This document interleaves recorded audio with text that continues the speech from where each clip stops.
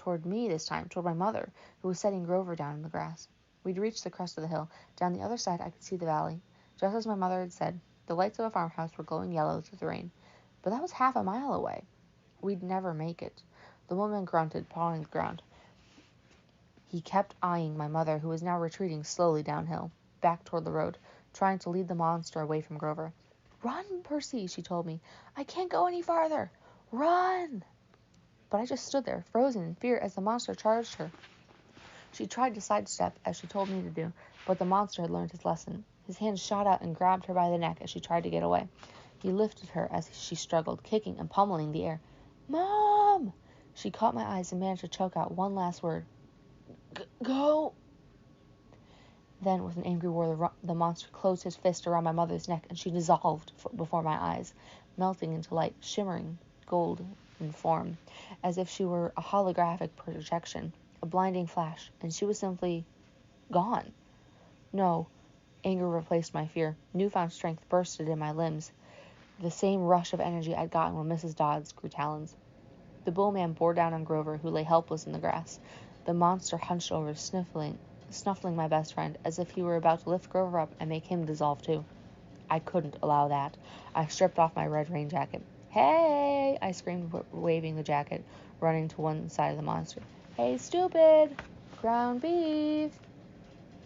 Roar! The monster turned toward me, shaking his meaty fists. I had an idea. A stupid idea, but better than no idea at all. I put my back to the giant pine tree and waved my red jacket in front of the bullman, thinking I'd jump out of the way at the last moment. But it didn't happen like that. The bullman charged too fast, his arms out to grab me whichever way I tried to dodge.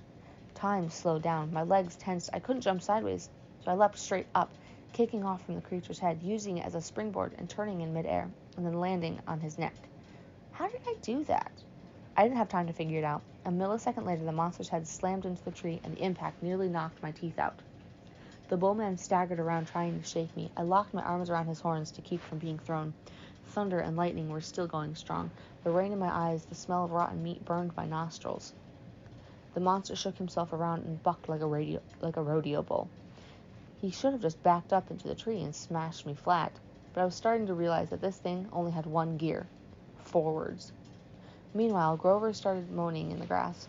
I started to yell at him to shut up, but the way I was getting tossed around, if I opened my mouth, I'd bite my own tongue off. "Food," Grover moaned. The bullman wheeled toward him, pawed the ground again, and got ready to charge.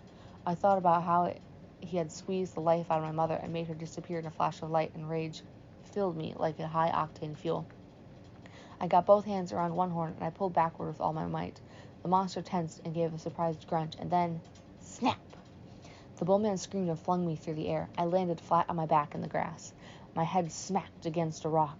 When I sat up, my vision was blurry, but I had a horn in my hands, a ragged, bone weapon the size of a knife. The monster charged. Without thinking, I rolled to one side and came up kneeling. As the monster barreled past, I drove the broken horn straight into his side, right up under his furry ribcage. The bullman roared in agony. He flared,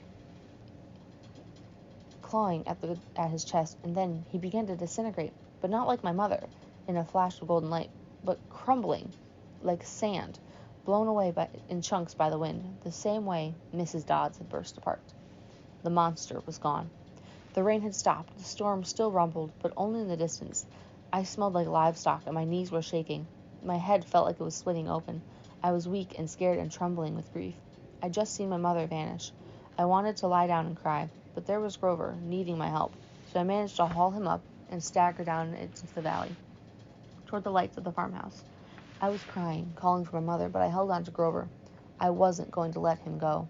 The last thing I remember is collapsing on a wooden porch, looking up at a ceiling fan circling above me, moths flying around the yellow light, and the stern faces of a familiar-looking bearded man and a pretty girl, her blonde hair curled like a princess's. They both looked down at me, and the girl said, "He's the one. He must be." "Silence, Annabeth," the man said. "He's still conscious. Bring him inside." And there you have it, the end of chapter 4.